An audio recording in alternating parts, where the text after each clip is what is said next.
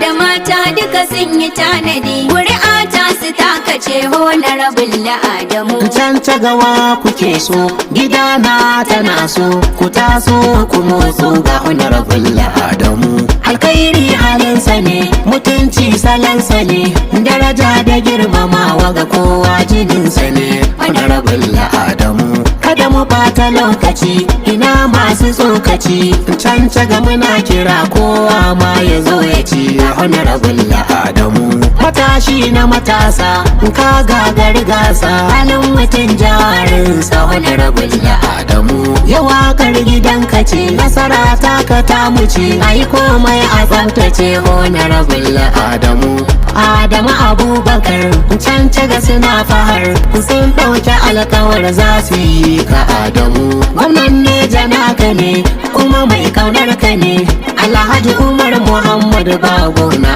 Adamu. Ana suka fito gaba, wane bai san ka ba, Alhaji Anas garkuwa jinjinar ka har da mu.